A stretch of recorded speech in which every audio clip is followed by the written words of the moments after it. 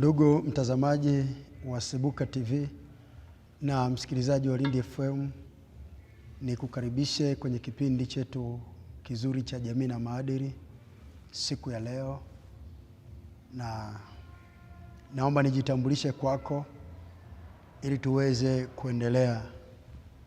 Majina yangu naitwa mchungaji Raximidas Elias Malamla, ni mchungaji wa kanisa letu zuri la EAGT. Niko Mwanza, jimbo la Mwanza Kaskazini. Tutakuwa pamoja kwenye kipindi hiki. Kabla sijatambulisha somo ambalo tunaanza nalo leo, na acha niombe na kisha tuweze kuendelea. Baba yetu, Mungu wetu wa mbinguni, ninakushukuru kwa siku hii tena ambayo Bwana umetupatia. Asante kwa neema hii ambayo umeiachilia kwetu. Naomba neema kwa kila mmoja anayetazama na kusikiliza kipindi hiki. Msaidie mtazamaji na msikilizaji aweze kujua kile ambacho tunakwenda kujifunza, kiweze kumsaidia na kuleta matokeo. Tunajikabidhi mikononi mwako kwa sababu wewe ndiye Mungu utulindaye. Kwa jina la Yesu Kristo nimeomba. Amen. Mtazamaji wangu, leo tutaanza somo linaloitwa changamoto ya utandawazi. Katika somo hili kuna mambo kadhaa ambayo kwa neema ya Mungu tutakwenda kuyaangalia. Kuna mambo kama 9 hivi ambayo nimekusudia tujifunze kwa kina ili tuweze kuelewa utandawazi, kwa sababu kumekuwa na mambo mengi yanayoendelea kwa sasa. Kutakuwa na mambo 9 kama nilivyotaja ambayo tutakwenda kujifunza kupitia somo hili. Jambo la kwanza tutaangalia utandawazi, maana ya utandawazi katika maeneo makubwa mawili.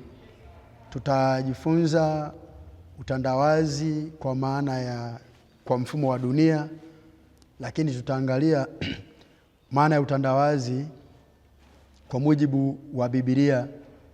Maandiko matakatifu yanasema nini kuhusiana na utandawazi. Lakini jambo lingine tutaangalia faida zinazotokana na utandawazi, na tutaziona kwa sababu kila jambo linakuwa na mazuri yake. Lakini pia tutaangalia hasara za utandawazi kupitia somo hili. Ni lazima tuangalie maeneo hayo. Jambo lingine tutaangalia matokeo mabaya ya utandawazi kwa kundi muhimu la vijana. Vijana ndio wako kwenye hatari kubwa ya huu utandawazi kwa kipindi hiki ambacho ni cha teknolojia iliyoendelea. Jambo lingine tutaangalia changamoto za sayansi na teknolojia. Tutaziona kupitia somo hili. Jambo lingine ambalo tunakwenda kuliangalia ni changamoto za mitandao ya kijamii, hasa pia kwa kundi la vijana. Nitagusia baadhi ya maeneo kuhusiana na unyeti wa somo lenyewe. Tunapozungumzia utandawazi, wale ambao waathirika wakubwa wa teknolojia ya habari na mawasiliano ni vijana. Na tunapozungumzia vijana ni kuanzia umri wa miaka 12 mpaka umri wa miaka 35. Hasa kundi hilo ndilo liko kwenye hatari sana kama wasipoelewa vizuri namna ya kutumia vyema utandawazi.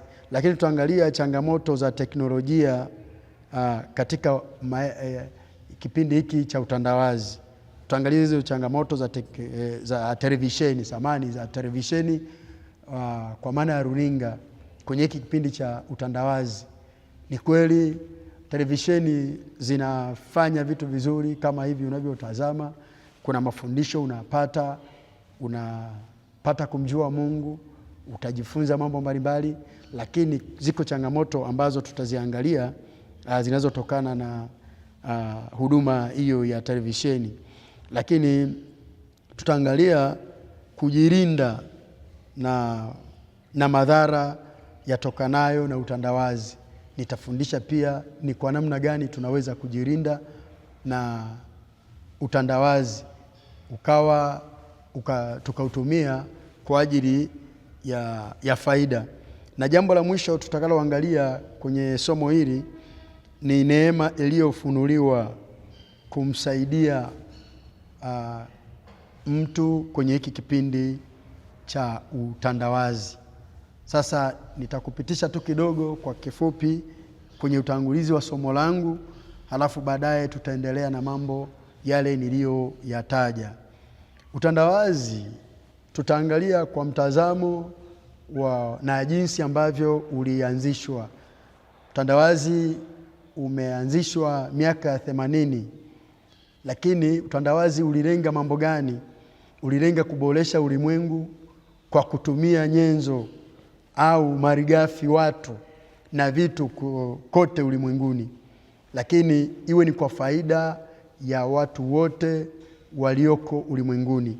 Lakini pamoja na hayo, malengo mazuri, tayari kumetokea changamoto mbalimbali kutokana na utandawazi huu ambao pengine kupelekea madhara makubwa yasiyoweza kurekebishika kwa haraka. Kwa hiyo mfumo huu ulianzishwa ukiwa na lengo la kuboresha, kuonyesha kwa maana ya kuboresha ulimwengu, kuhakikisha kwamba kunakuwa na urahisi wa kuwasiliana, kunakuwa na urahisi wa kufanya mawasiliano, kuzungumza na watu mbalimbali. Tutaangalia kwenye malengo ya kuanzishwa kwa huu utandawazi, utaona kusudi lilikuwa ni jema, lakini kuna vitu ambavyo vinajipenyeza kwa siri, tutakwenda kuviangalia. Kwa hiyo utandawazi umeongezeka sana katika miaka ya hivi karibuni kutokana na maendeleo ya teknolojia. Sasa kila mtu, hususan kundi la vijana, kijana akijua faida zake ataweza kukimbizana nazo ili apate kufaidika nazo, na akijua hasara au madhara yake pia anaweza kujiepusha na kubaki katika hali nzuri ambayo Mungu amemuumba. Kwa hiyo kwa nini ni muhimu kujifunza juu ya utandawazi?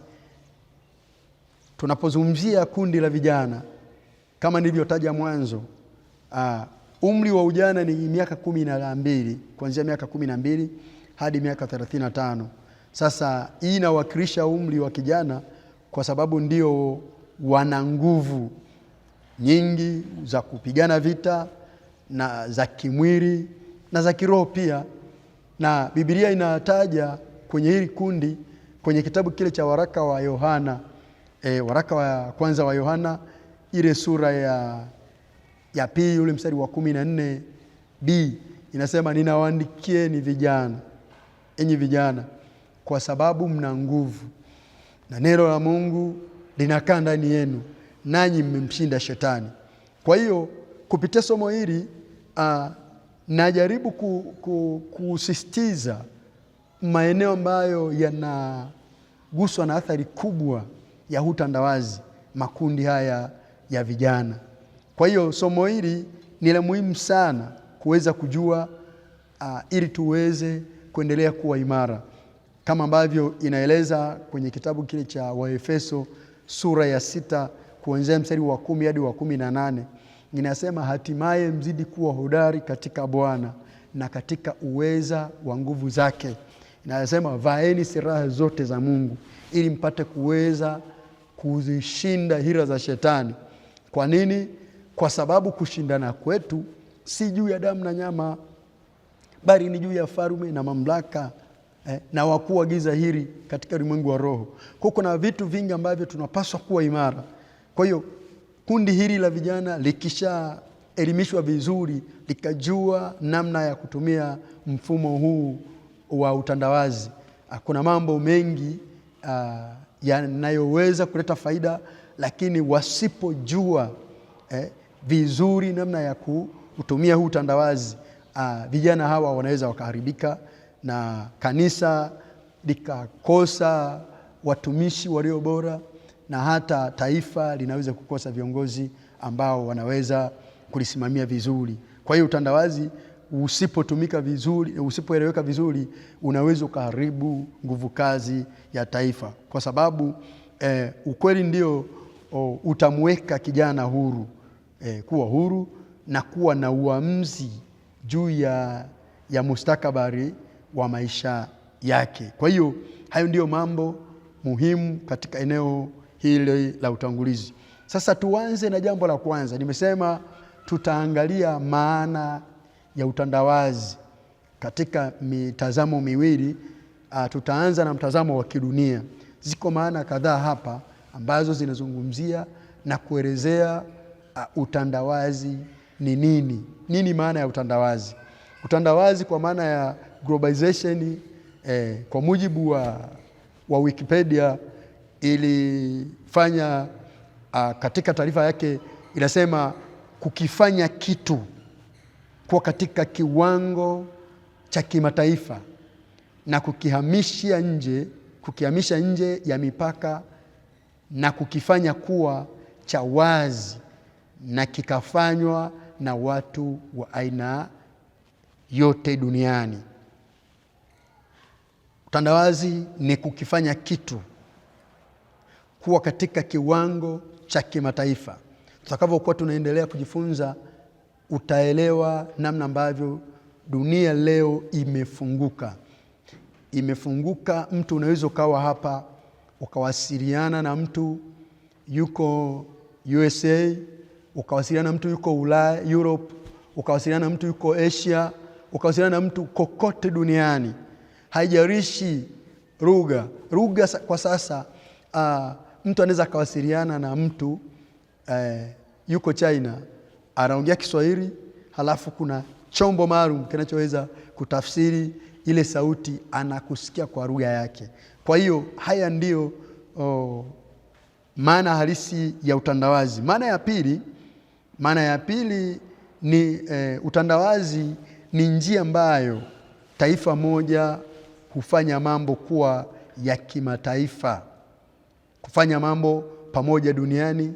Kwa hiyo utaona kwamba mambo ya msingi na rasmi yanayohusika na utandawazi ni eneo la uchumi, biashara, teknolojia, siasa na utamaduni.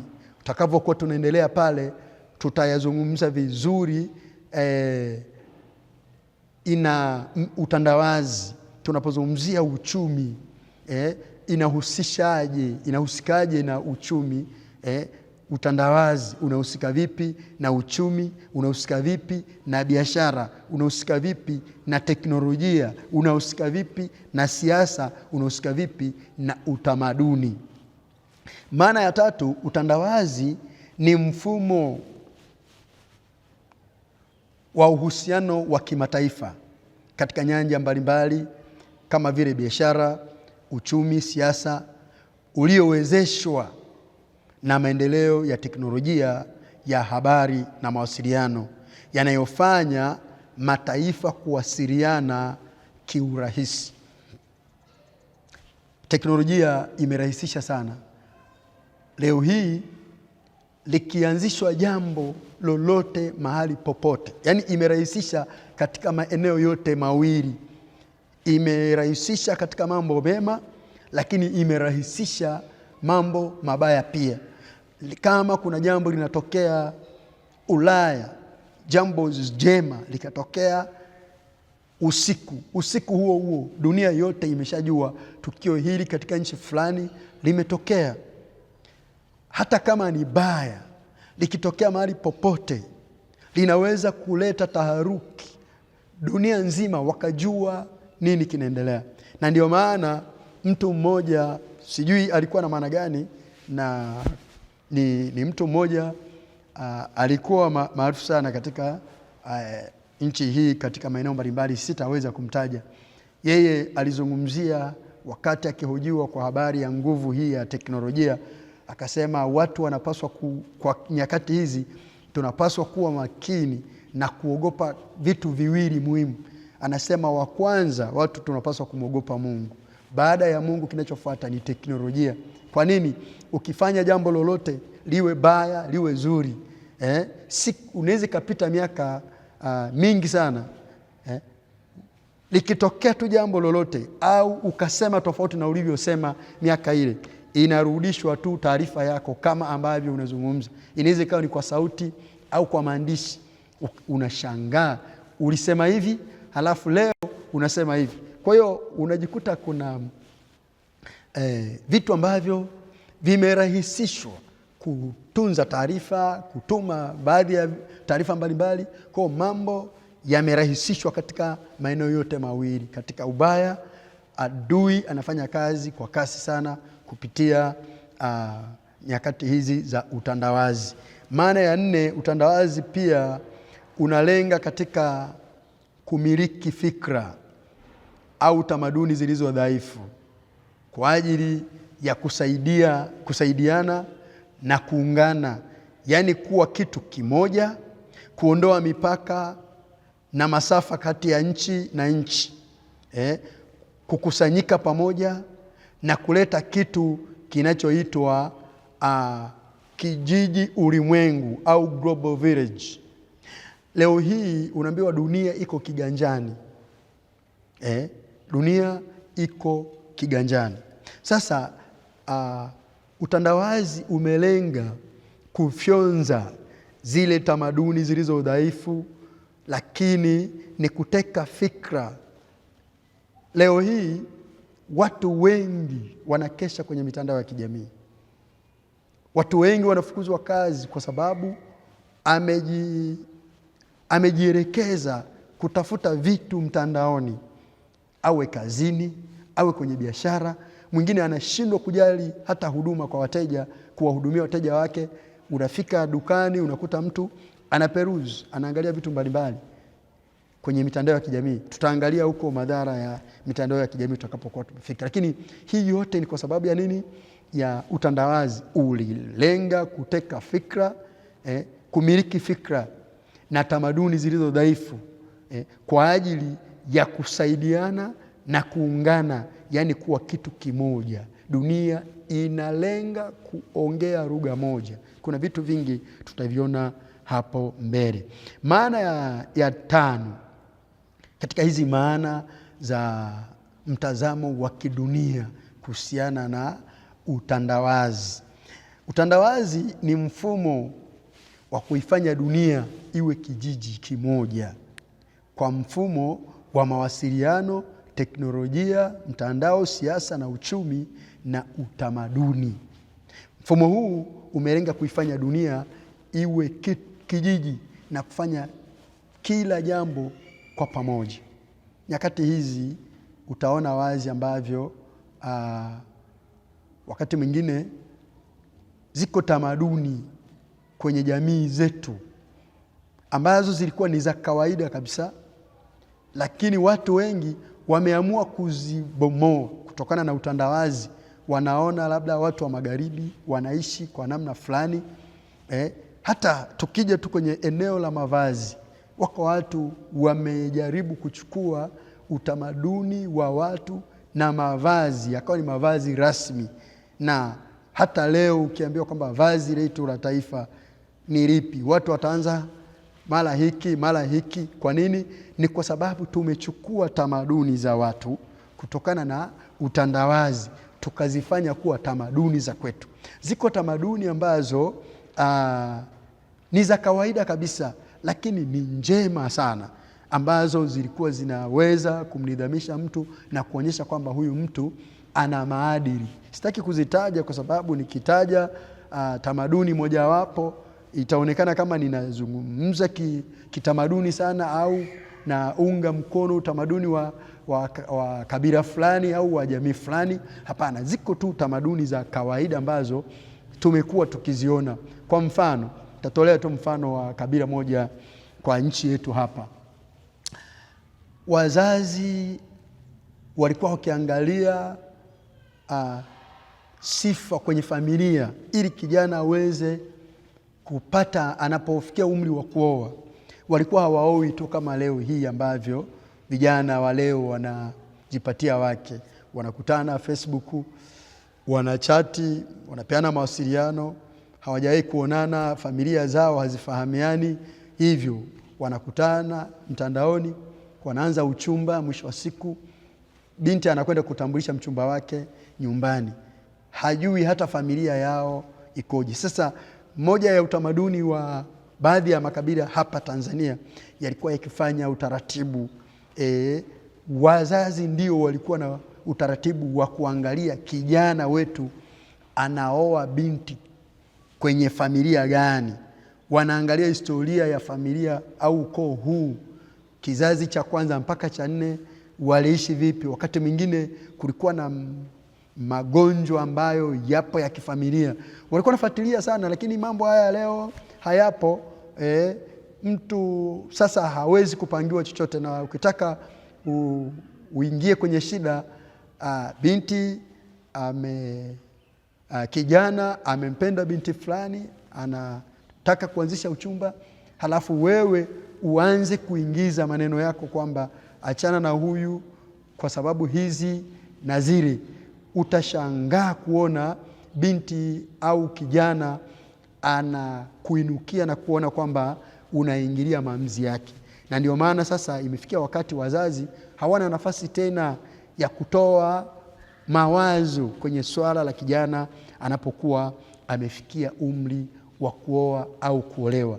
Lakini ulikuwa ni utamaduni mzuri ambao ulizingatia kesho ya hawa wanandoa. Ndoa nyingi kwa sasa hazidumu kwa sababu gani? Unamuoa mtu ambaye humfahamu vizuri, ulimuona anapendeza kwa sura, yuko vizuri, ukampenda kama alivyo. Mimi sisemi kupenda kwa sura ni vibaya, lakini tabia lazima ujue huyu binti ana tabia gani, wazazi wake wakoje.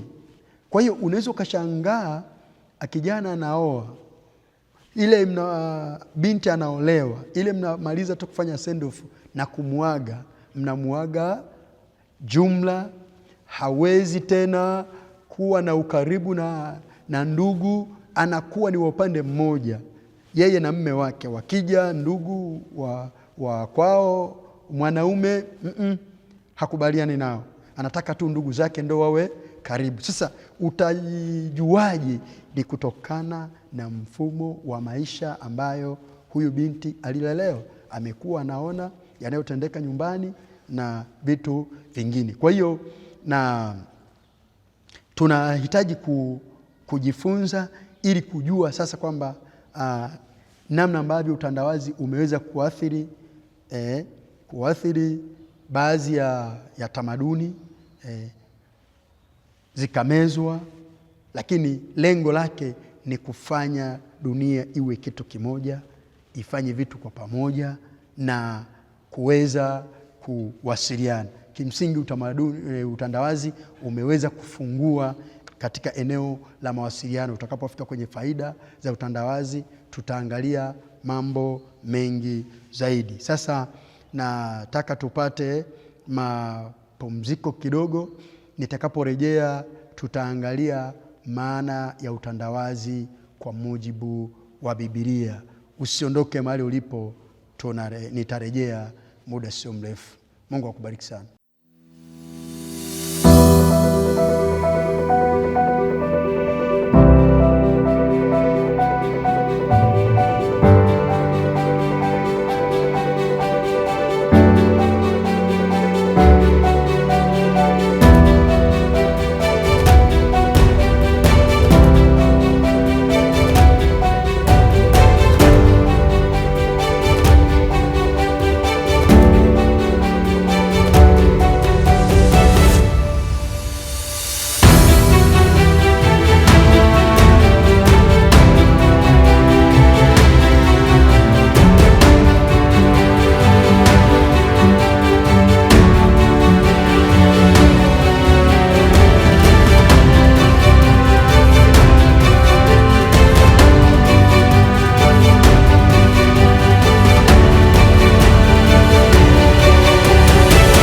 Ndugu mtazamaji wa Sibuka TV, tumerejea tena ili tuweze kuendelea na somo letu linaloitwa changamoto ya utandawazi. Tuko kwenye maana ya utandawazi na nimeweza kueleza maana kama 5 hivi za utandawazi kwa mfumo wa kidunia, ambazo sitapenda sana kuzirudia, lakini nitarudia tu ile ya 4 na ya 5 ili tuweze kuendelea na pale ambapo tuliishia. Utandawazi unalenga katika kumiliki fikra na tamaduni zilizo dhaifu kwa ajili ya kusaidia na kuungana, yani kuwa kitu kimoja, kuondoa mipaka na mawasiliano, mipaka na masafa kati ya nchi na nchi, kukusanyika pamoja na kuleta kitu kinachoitwa kijiji ulimwengu, yani global village. Kwa hiyo mfumo huu umelenga kuifanya dunia, watu leo wanasafiri kwa urahisi. Unaweza ukashughulikia ukakata tiketi yako kupitia mtandao, ukakata tiketi na ukapata tiketi yako, ukapata huduma, ukasafiri vizuri. Kwa hiyo hayo ni baadhi ya mambo ambayo tumejaribu kuyazungumza. Na maana ya 5 kwa zile maana za utandawazi kwa mfumo wa dunia ni utandawazi ni mfumo wa kuifanya dunia iwe kama kijiji kimoja, ambapo mtu anaweza akajua taarifa kutoka mabara yote ya ulimwengu huu. Ana uwezo wa kujua taarifa kutoka nchi mbalimbali, na ndio maana ukipata nafasi ya kuangalia taarifa ya habari utaona namna ambavyo unapata taarifa kutoka maeneo mbalimbali. Kwa nini? Kwa sababu ya mfumo huu wa utandawazi ambao umelenga kuifanya dunia iwe kijiji kimoja, tena kidogo tu, lakini mfumo katika eneo la mawasiliano na teknolojia kupitia mitandao ya kijamii, vyombo mbalimbali vya habari, katika siasa, uchumi na utamaduni. Ndio maana sasa unakuta watu wanachukua mifumo ya tamaduni kutoka mataifa mengine, wanazilazimisha kufanya kazi kwenye mataifa yao, kitu ambacho kinaonekana kuleta athari ya moja kwa moja. Kulingana na maandiko, utandawazi ulioko leo ni maandalizi tu ya mfumo mpya ambao umezungumzwa katika Biblia.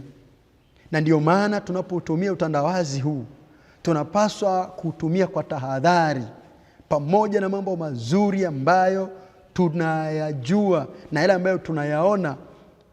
Tusisahau wazi kwamba huu mfumo una kazi maalum ya kufanya maandalizi yaliyokusudiwa na adui ambaye ni Shetani kupitia mpinga Kristo. Lakini kwa nyakati hizi Biblia inasema yupo azuiaye. Tusome Biblia kwenye kitabu cha Wathesalonike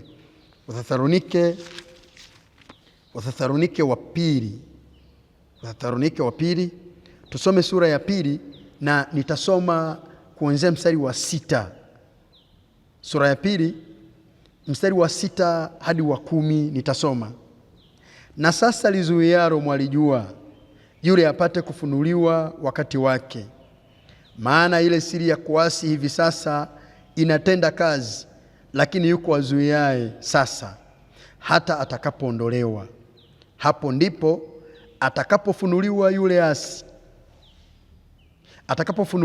asi ambaye Bwana Yesu atamuua kwa pumzi ya kinywa chake na kumwangamiza kwa ufunuo wa kuwapo kwake.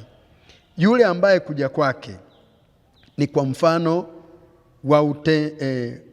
wa kutenda kwake Shetani, kwa uwezo wote na ishara na ajabu za uongo, na katika madanganyo yote ya udhalimu kwa hao wanaopotea, kwa sababu hawakukubali kuipenda ile kweli wapate kuokolewa.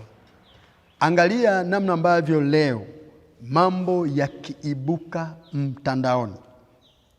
Nataka nizungumze hapa.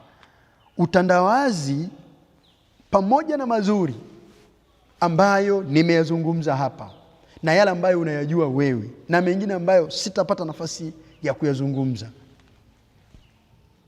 Usisahau mwana wa Mungu kwamba hii ni kampeni tena thabiti. Tunapotumia mitandao hii teknolojia ya mawasiliano, utandawazi huu tunapoutumia, tuutumie kwa tahadhari. Nitatolea mifano ambayo iko wazi sana. Leo hii watu hawapati muda hata wa kuomba. Hawapati muda wa kutosha wa kukaa na Mungu. Ni rahisi mtu kukesha, yuko kwenye anaperuzi mitandao ya kijamii, anashughulika na magrupu ya WhatsApp, anashughulika na Instagram, anashughulika na Facebook, anashughulika na TikTok, anapambana kutafuta habari. Wakati mwingine mpaka watumishi wa Mungu, imefikia wakati mtu hawezi kukaa magotini akimwomba Mungu ili aweze kumpa kitu cha kusema na watu ambao wamewekwa mbele yake ili aweze kuwasimamia. Badala yake mtu huyu, watu wamekuwa wakifundisha mafundisho aliona mtandaoni, anachukua mafundisho ndo anaenda kufundisha watu wa Mungu. Watu wengi leo wameonekana, hata wengine wamo makanisani, wanaleta upinzani mkubwa. Wanataka mfumo wa kanisa uwe kama wanavyotaka wao. Kwa nini? Waliona kwenye mitandao ya kijamii. Kwa watu wamekuwa busy sana na mambo ya mitandao kuliko kupata nafasi ya kukaa na Mungu. Nataka niseme hivi. Nyakati hizi tulizo nazo, ile siri ya kuasi imefunuliwa, lakini yupo azuiaye. Swala hili limekuwa na mjadala mkubwa sana kwa wanatheolojia kwamba azuiaye ni nani. Imekuwepo mitazamo tofauti tofauti, lakini ukweli ni kwamba ni kanisa pekee ambalo linaifanya dunia kuwa salama. Wengine wanazungumza kwa habari ya Roho Mtakatifu kwa sababu yupo, lakini ukweli ni kwamba Roho Mtakatifu ni msimamizi wa kanisa, ndiye mwangalizi wa kanisa la ulimwengu. Kwa sababu Yesu wakati anataka kuondoka alisema ya kwamba sitawaacha yatima, nami nitamuomba Baba awape msaidizi mwingine atakayekaa ndani yenu. Sasa kanisa linapokuwepo hivi, kwa mujibu wa maandiko, Biblia inasema hivi, Mungu hataweza kuangamiza waovu pamoja na wenye haki. Tunaona wazi kuanzia kitabu cha Mwanzo, wakati ule Mungu amekusudia kwenda kuharibu miji ya Sodoma na Gomora. Alipopita kwa Abraham, akawakarimu, malaika wa Bwana akawakarimu wakiwa katika hali ya maumbo ya binadamu. Wakaanza kuzungumza, tumfiche tunachokwenda kukifanya. Baadaye wakaona tumweleze, wakamweleza Ibrahim. Walipomweleza kwamba wanakwenda kwa ajili ya kuhukumu miji ya Sodoma na Gomora, ndipo Ibrahim akaanza kuwauliza, je, mwanadamu muovu ataangamizwa mwenye haki ataangamizwa pamoja na muovu? Huko mnako kwenda pakiwa na watu 50, mtaangamiza wenye haki 50 pamoja na waovu? Wakasema kwa ajili ya wenye haki 50 hatutaangamiza. Sasa ninachotaka kuzungumza hapa ni nini? Kanisa pamoja na changamoto linazopitia leo, watu kutoukubali ukweli kwamba kanisa lina nguvu. Nataka nikuambie mtu wa Mungu, amini maneno haya kwamba kanisa kuendelea kuwepo duniani ndilo linaloiweka dunia hii kuwa salama. Kwa nini? Ni kwa sababu maandiko matakatifu yanasema pale tu kanisa litakaponyakuliwa ndipo uharibifu unapoanzia. Na ndio maana Biblia inasema hivi, turudie tena huu mstari wa 6, ule mstari wa 7. Maana ile siri ya kuasi hivi sasa inatenda kazi, lakini yuko azuiaye sasa hata atakapoondolewa. Nani atakayeondolewa ili ule uje, ili uharibifu ule uje? Ni pale kanisa litakaponyakuliwa. Litakaponyakuliwa kanisa kumlaki Bwana hewani. Baada ya kuwa limenyakuliwa kanisa, kinachofuata hapa duniani ni ile dhiki ya kipindi cha dhiki kuu. Kinaanza kile cha miaka 7, ambapo adui, kanisa limenyakuliwa, adui anatangaza kupitia mpinga Kristo kwamba analeta amani duniani. Na ndio maana haya maandalizi yanafanyika. Kwa sababu gani? Wakati kanisa litakapokuwa limenyakuliwa. Kunyakuliwa kwa kanisa ni pale ambapo watakatifu waliopo duniani watanyakuliwa. Kutakuwa na taharuki itakayoikumba dunia. Kutakuwa na watu wamepotea, wamekwenda kusikojulikana, maelfu kwa maelfu. Ndipo vyombo vya habari vitaanza kuripoti matukio haya. Tanzania, watu kadhaa hawajulikani walipo, wamepotea. Watu walikuwa wanaabudu mahali pamoja, au Bwana anakuja kulinyakua kanisa usiku. Unashangaa, mmelala kitanda kimoja, mmoja atwaliwa, mwingine anabaki.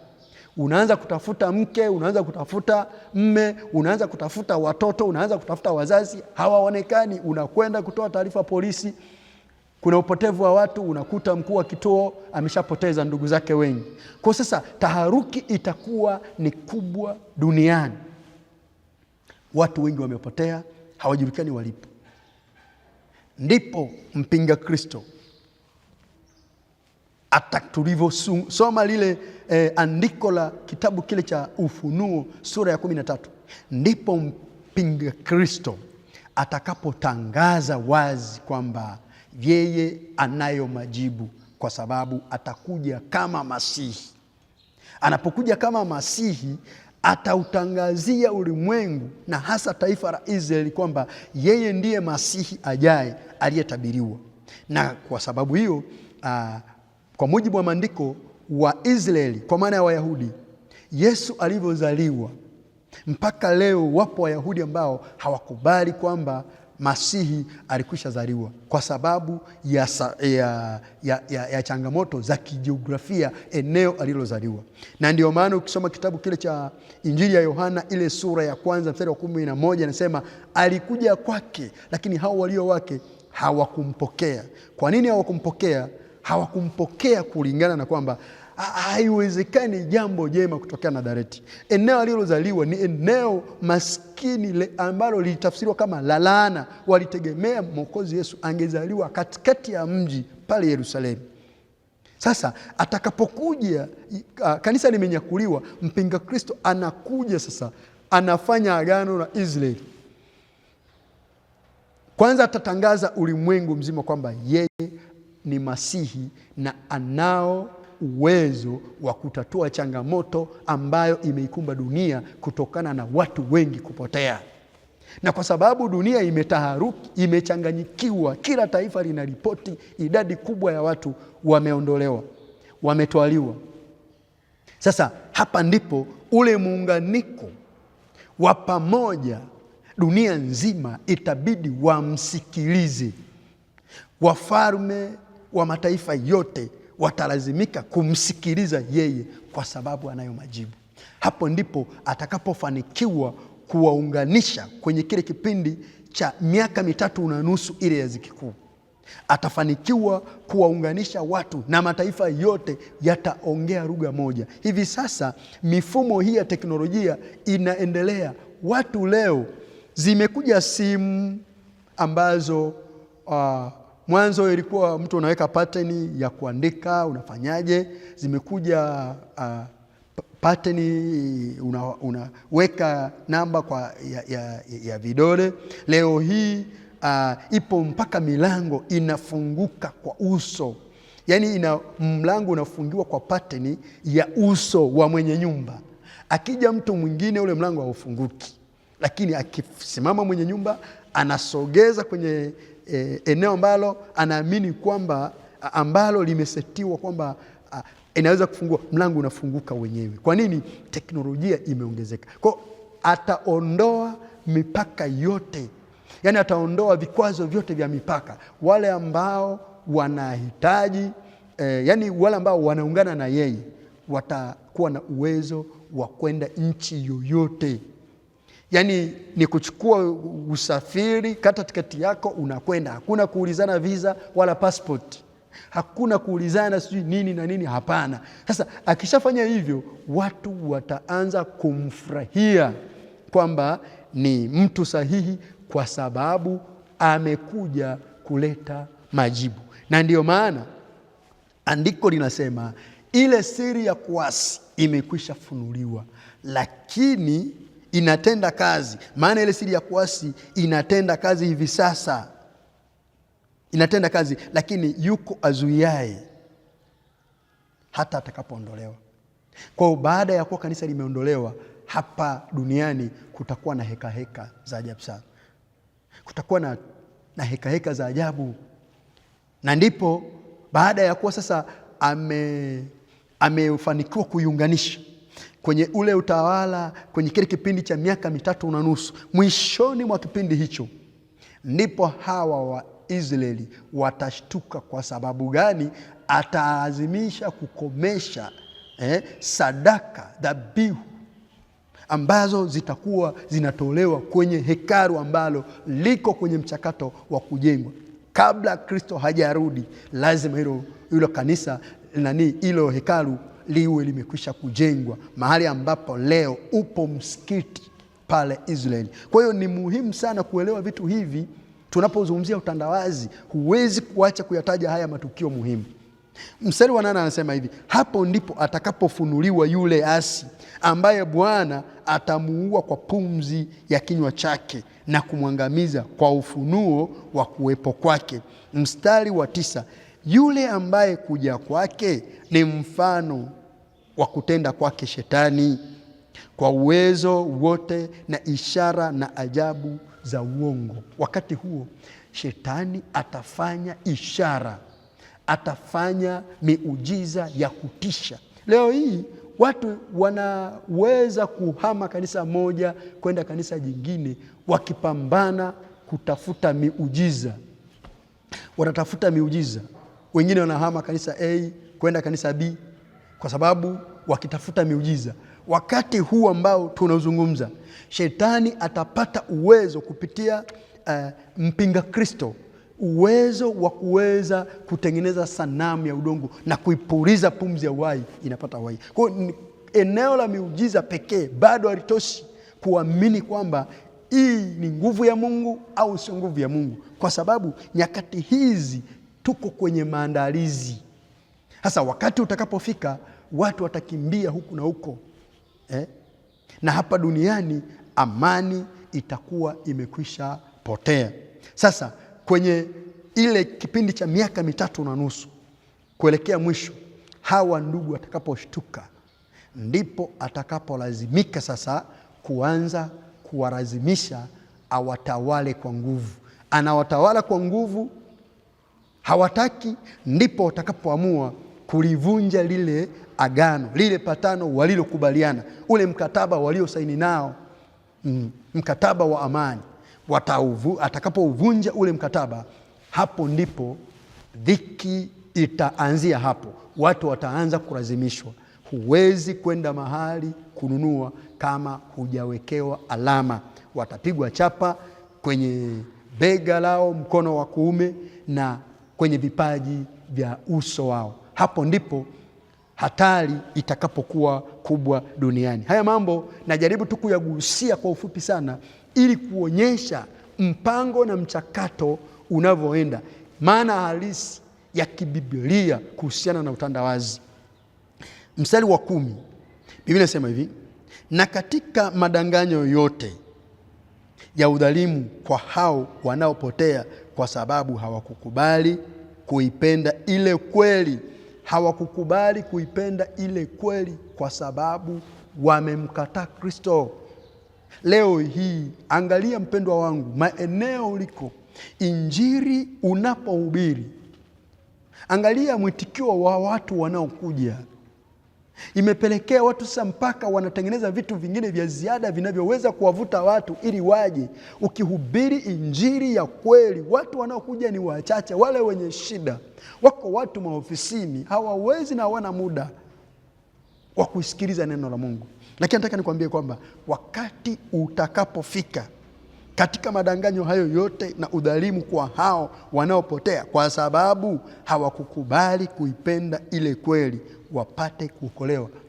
Mungu ni mwaminifu sana. Kipindi hiki ameiachilia neema kwa kila mtu aliye tayari anaweza kuokolewa. Kwa hiyo maana halisi ya utandawazi ni kuhakikisha kwamba ni kuufanya mfumo mpya wa kidunia ambao utaongozwa na mpinga Kristo. Unawezesha watu wa dunia hii kuwa na uchumi mmoja. Atafanikisha kufanya siasa moja. Maandalizi yalikwisha fanyika. Iko michakato ya baadhi ya viongozi wa dini mbalimbali kuanza kufanya mapatano ili waweze kufanya ibada ya pamoja.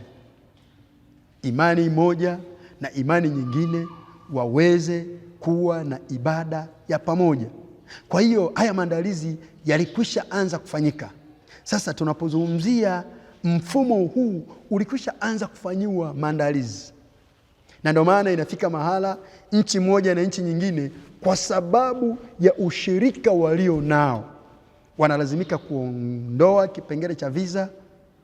Taifa moja na taifa jingine, wakati mwingine taifa moja kama hukubaliani na misimamo yake, wanalazimika kuondoa haki ya raia wa nchi fulani kupata visa kuingia kwenye nchi fulani. Haya ni maandalizi tu kulingana na maandiko. Kwa hiyo kulingana na maandiko, utandawazi ulioko leo ni maandalizi tu ya mfumo ambao nimeuzungumza kwa kina sana. Lakini dalili ya mfumo huo mpya na nyingine ikiwemo kuongezeka kwa maarifa na kasi ya utendaji isiyo ya kawaida ya kibinadamu, imetabiriwa na mtumishi wa Mungu Danieli kwenye ile Danieli sura ya 12. Ukisoma kitabu cha Danieli sura ya 12 ule mstari wa 4, Danieli sura ya 12 na ule mstari wa 4,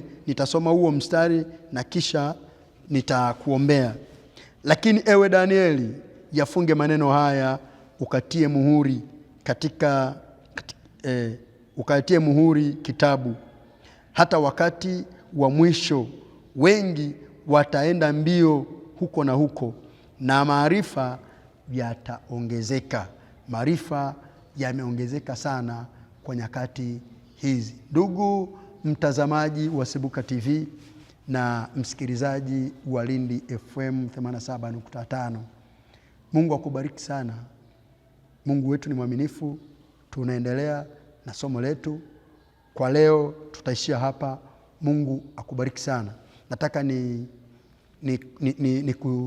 nikuambie tu kwamba usikose kufuatilia kipindi hiki ambacho huwa kinaruka kila Jumatano saa 6:30 hadi saa 5:30 hadi saa 6:30 siku ya Jumatano ni mchana, lakini Jumamosi ni marudio kuanzia saa 6:30 hadi saa 7:30 mchana. Usikose kufuatilia kipindi hiki muhimu sana. Mimi ninazungumza na wewe ni mchungaji, naitwa Raximidas Elias Malamla, ni mchungaji wa kanisa la EAGT Ebeneza. Niko manispaa ya Ilemela, maeneo ya airport, mtaa unaitwa Kibandani, Buganda maarufu Kibandani. Kwa hiyo tupo tunamtumikia Mungu mahali hapo. Nitaje mawasiliano ya kwangu. Inawezekana kuna jambo ambalo ungehitaji kufahamu zaidi kuhusiana na somo hili la changamoto ya utandawazi. Ukiangalia kwenye TV yako hapo chini namba zinapita, lakini kwa wale ambao wanatusikiliza kupitia redio, naomba nitaje mawasiliano ya kwangu na kisha nikuombee na nikuage. Mawasiliano ya kwangu ni 0786 88 01 87 0786 88 01 87. Namba nyingine ni 0755 750 749 0755 750 749. Mungu akubariki. Acha nikuombee na nikutakie siku njema. Baba Mungu, ninakushukuru kwa ajili ya mtazamaji na msikilizaji huyu ambaye tumekuwa pamoja naye kwenye somo hili. Nisi neema yako iwe juu yake, endelea kuonekana kwetu, tulinde na utuongoze. Tunajikabidhi mikononi mwako katika jina la Yesu Kristo. Amen. Mungu akubariki sana. Nikutakie utazamaji mwema wa vipindi vingine vinavyoendelea kupitia Sibuka TV. Mungu akubariki sana.